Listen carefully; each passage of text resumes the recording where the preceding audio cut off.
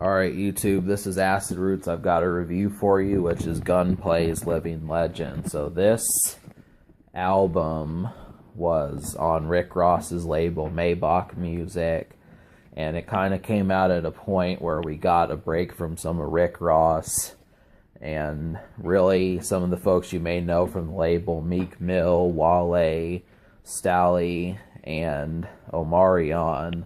But we also had Gunplay there.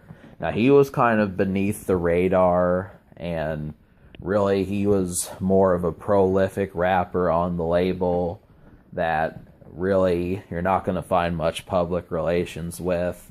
So that's one of the first things to know about this release, is it's pretty unfiltered. And really, he had a history going through leading up to his first album. He's been affiliated with Rick Ross for a while, and he's been working on this album for quite a few years. So that is what happened. It came out last summer. I was going to review it, but never got around to it, and I finally decided to do it. So really, I think he is from Florida, and this is an extra thing just because it feels so. The presentation of the project, as to which I see it, is pretty flashy. This is one of the things, it kind of reminds me of Riff Raff, but more threatening. And so that is the thing. Rick Ross is on here, and he kind of meshes with this pretty well. There's some other folks. Triple C's, which is the group Gunplay was from, is also on this album, but it's kept concise.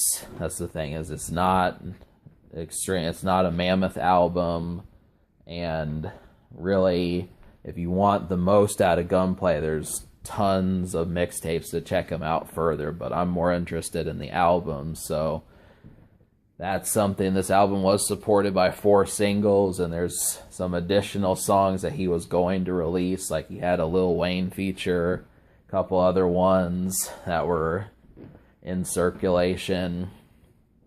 So I'm trying to...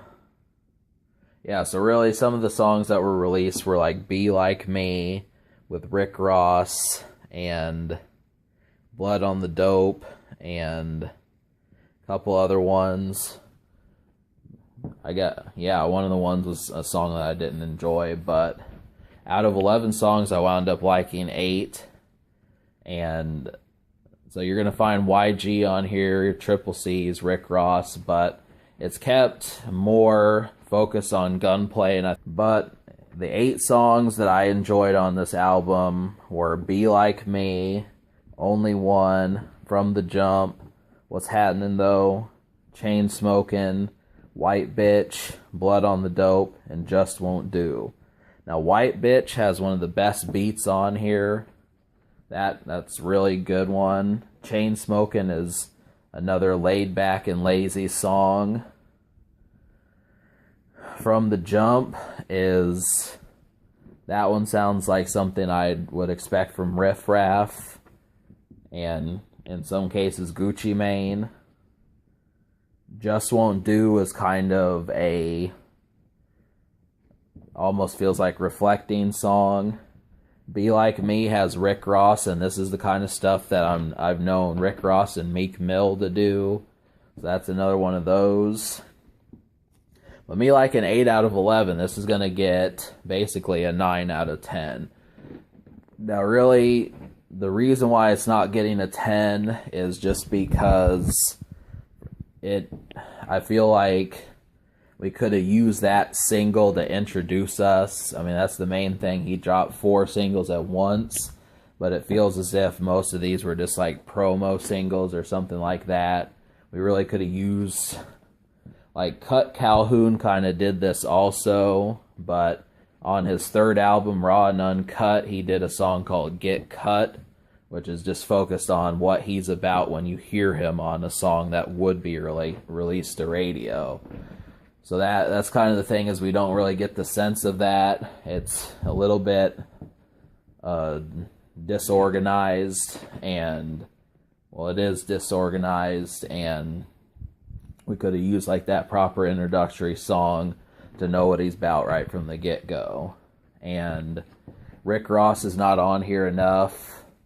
We could have used, I mean, obviously this album isn't excellent because I'm giving it a 9, but those are about the only 2 complaints, I suppose, is most of the beats on here are excellent. That's the thing you're going to find, is most of that's well put together, and he's unfiltered, so that's another big reason. But there's not enough Rick Ross, and we could have used that single to where people were saying, this is the song that we know Gunplay for. At least 1 or 2 of those to start off with.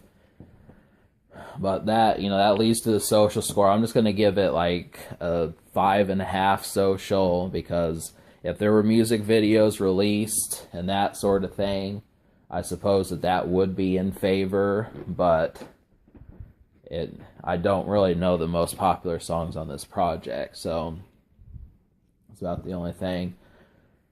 The future, this record came out in 2015, so we'll see if we'll get another one. And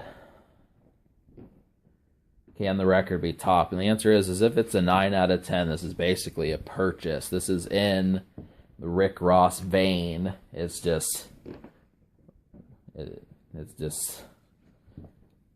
trying to look for the word. I want to describe it correctly, but it's looser. That's really the thing. It's loose. It's not as tight knit. So that's really the thing about that. So definitely, if you like Rick Ross, this is an easy one to go for. All right, subscribe for more fun.